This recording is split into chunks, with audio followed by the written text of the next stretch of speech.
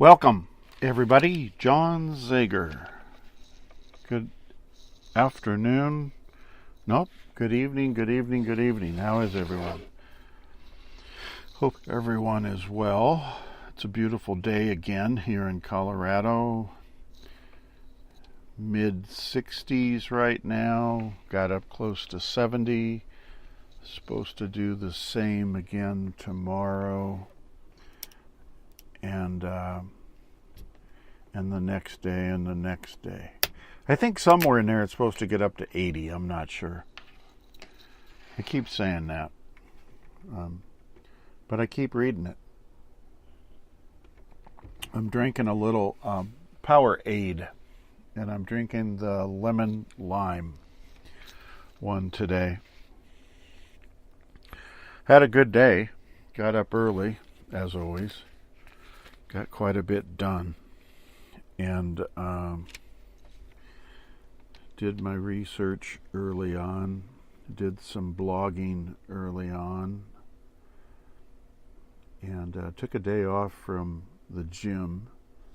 Trying to, recover my shoulders.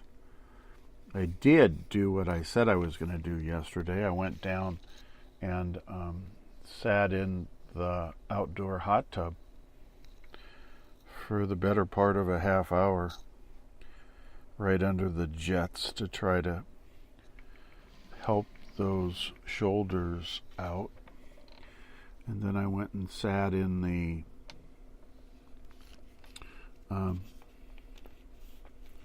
what do they call it?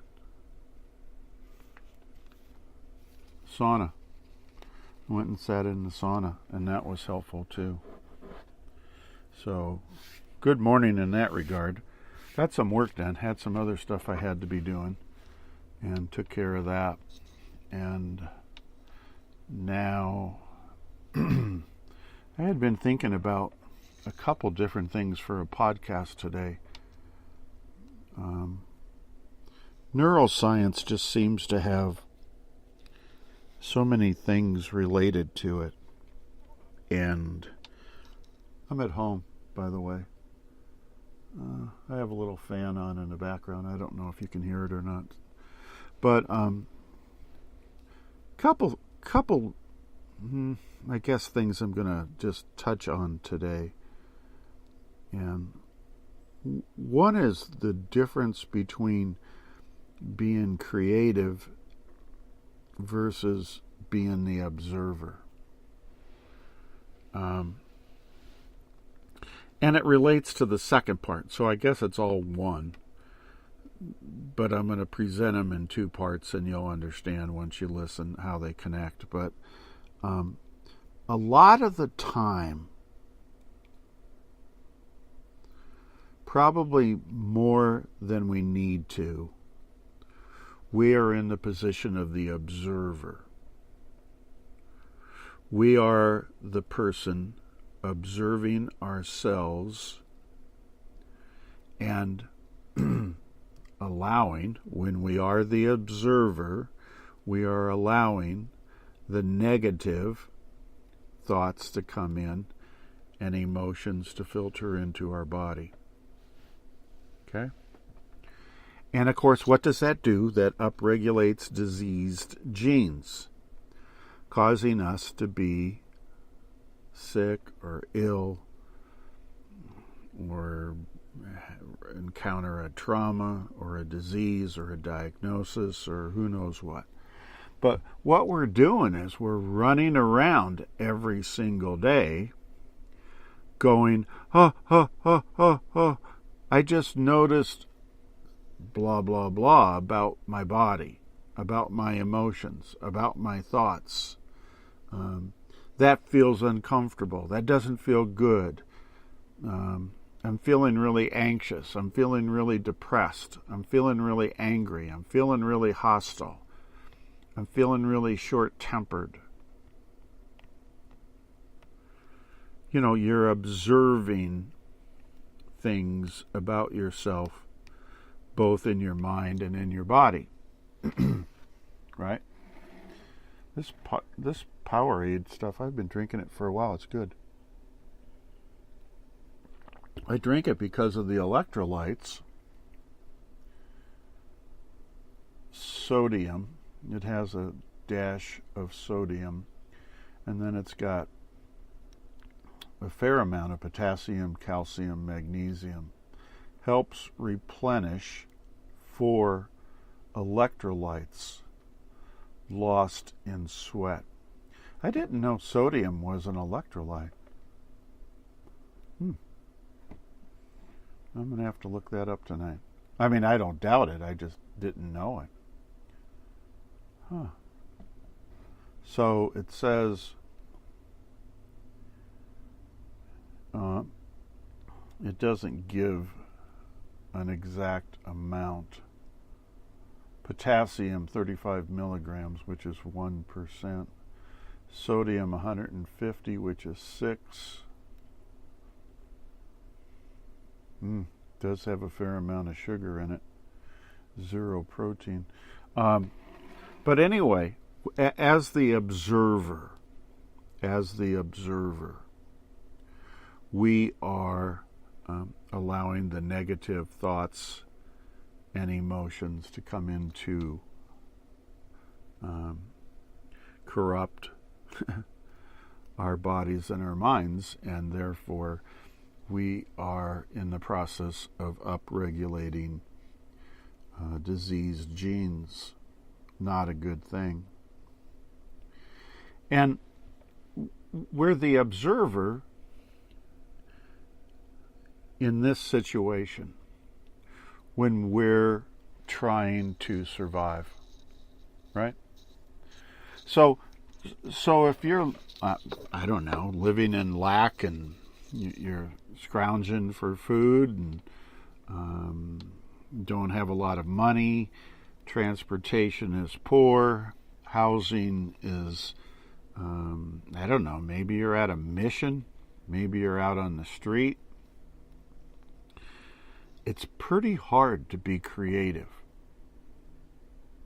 because all of your energy, right, where your thoughts go is where your energy goes, yeah?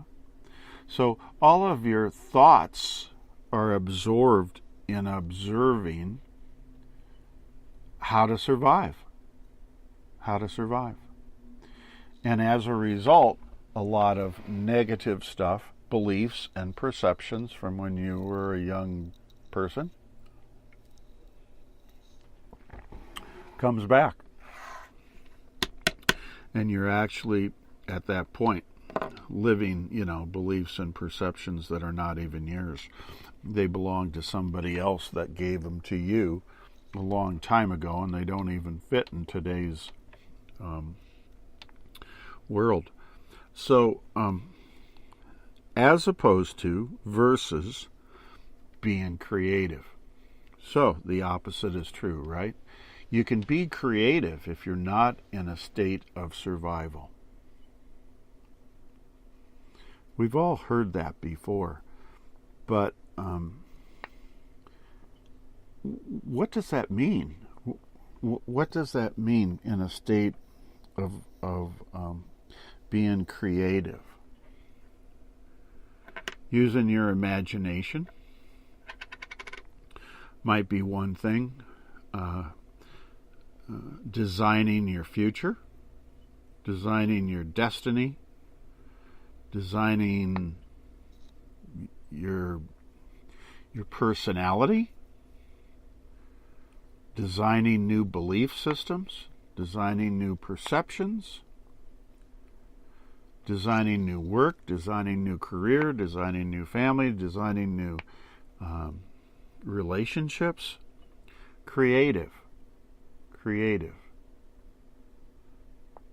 All of those kinds of things allow you to upregulate healthy genes. Genes that are not diseased. Builds the immune system. Wards off disease. You're not always running around trying to rest and recover. Your mind is open. You're able to look at options. You're able to negotiate. You see the difference between those two things? They're a big deal. They're a big deal.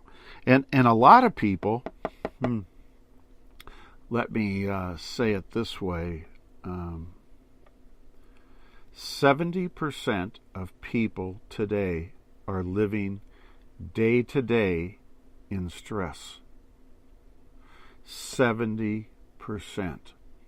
So that's 7 out of 10 people are living in stress. They have become observers of trying to survive. They are not creative. They are not being creative. They do not have the time nor the energy to create anything. Right? 70%. So there's a lot of people who are kidding themselves and saying, I'm fine, I create stuff all the time. And maybe they'll give you an example. I don't know. What's better is to look at their life and just, pay attention to their life, and that'll tell you if they're being creative or if they're observers. Look at their health. Are they sick and ill? Or are they constantly always resting and trying to recover? The second part of my conversation today is directly related to what I just spoke about. And what was I was listening to another YouTube, and there's so many different Dr. Joe programs out there. Everybody's got a program pretty much similar to it. We went through those a couple weeks ago. I think I picked out 5 or 6, and they're all identical. Dr. Joe doesn't have copyright on anything because everybody else is out there doing the same thing and has been doing the same thing forever and ever, even before Dr. Joe was in existence, and healing themselves. But that's another conversation. I'm not going to go down that rabbit hole. So listening to just another couple of those programs, they were talking in terms of how much energy, attention, do you put into being sick or ill or not well or struggling or trying to survive?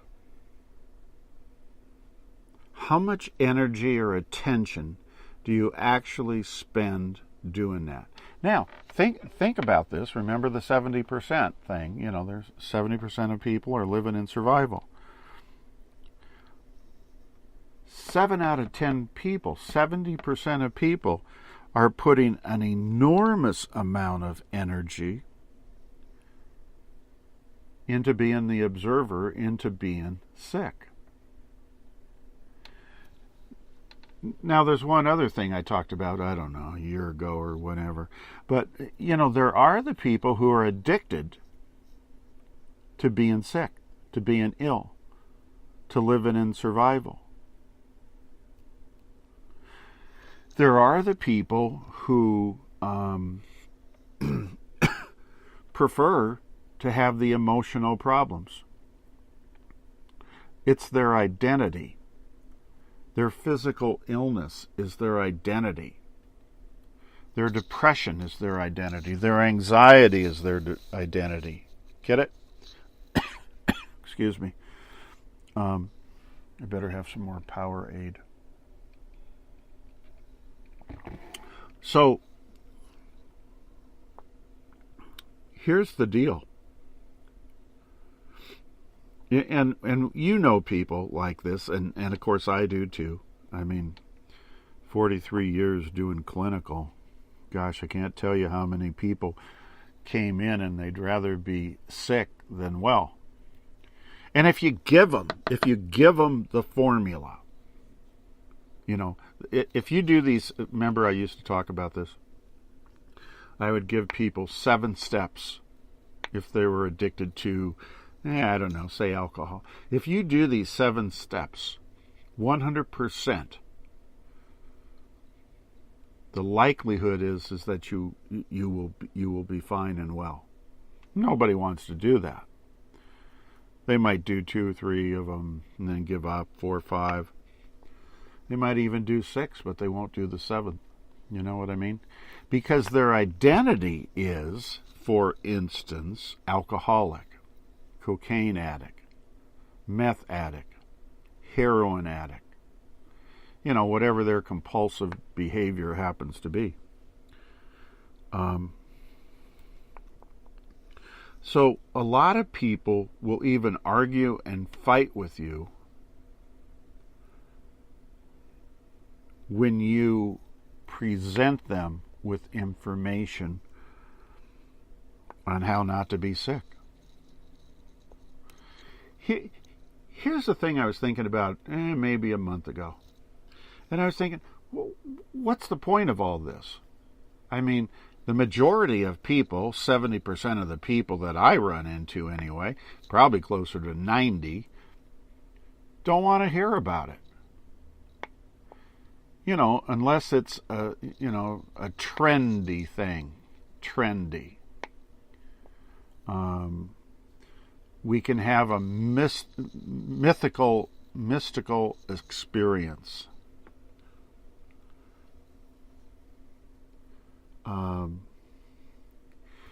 If there's a novelty to it,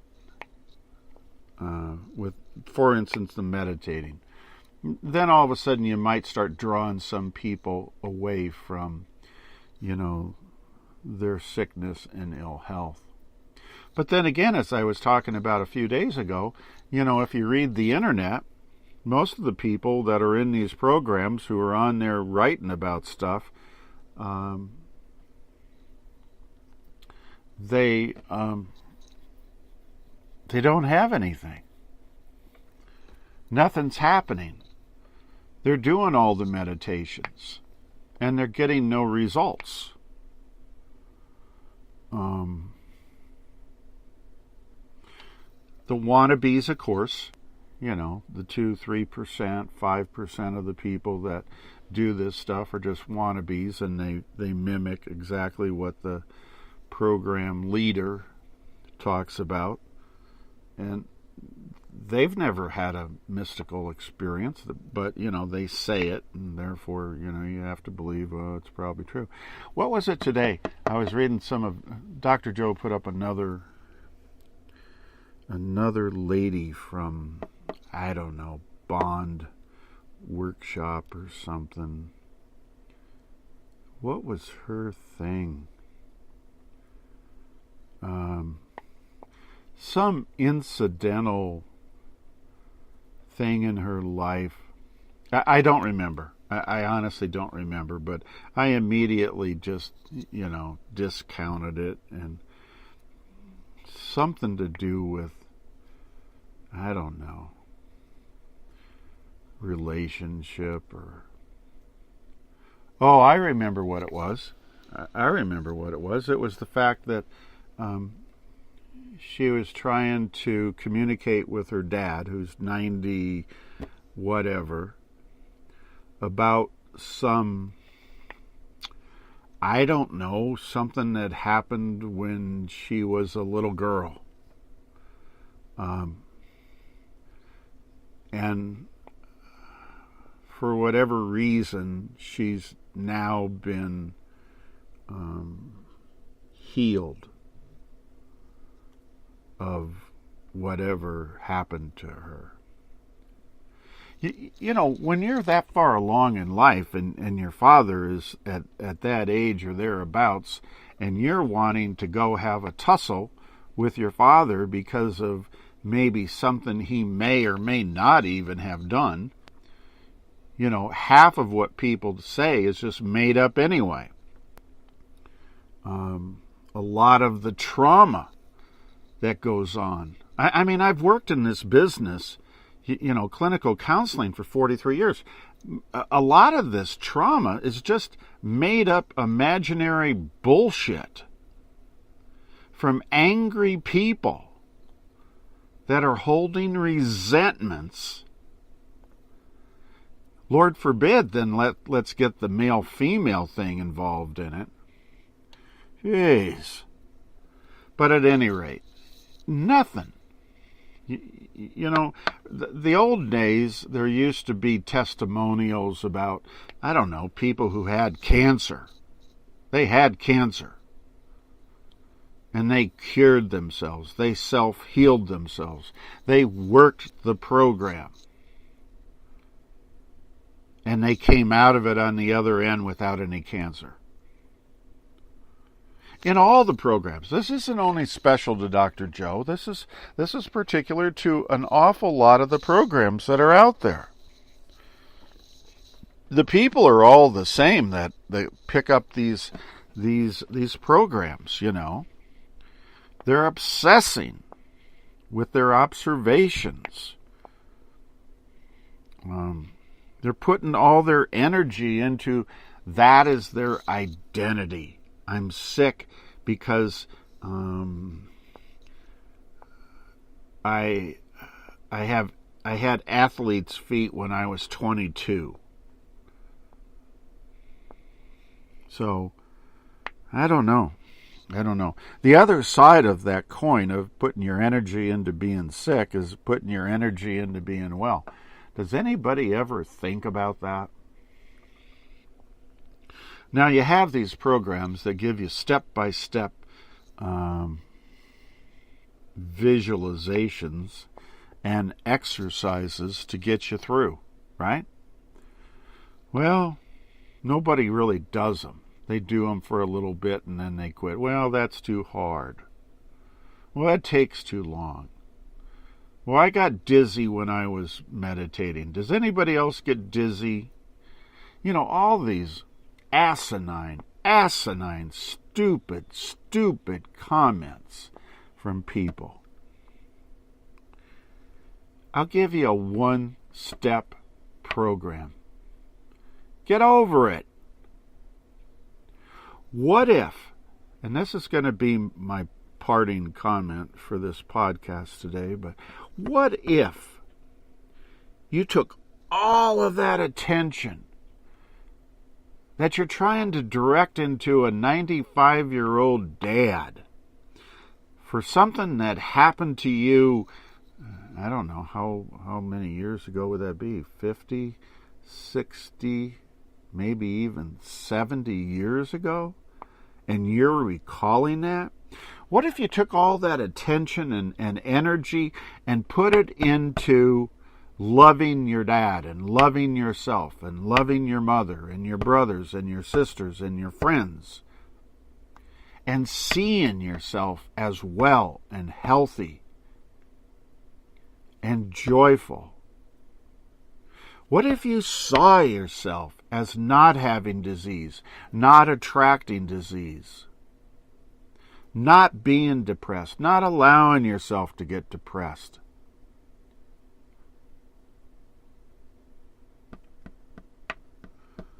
What if you decided to not have the anxiety? You don't think those are conscious things you can control? You haven't followed the program very well if you doubt that.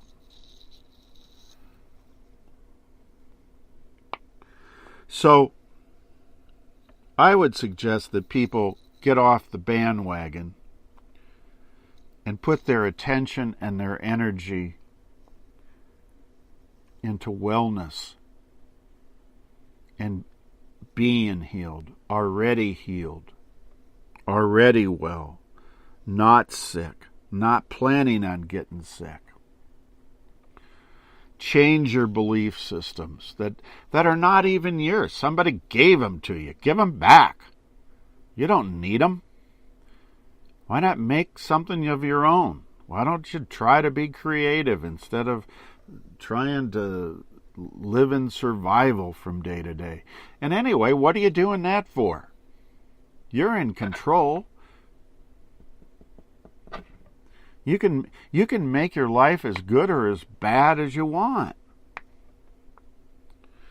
So, being creative versus being the observer, and putting your energy into being sick, or putting your energy into just viewing yourself as well. God bless everybody. Take care of one another, and I'm looking forward to talking to y'all again real soon. See you. Bye.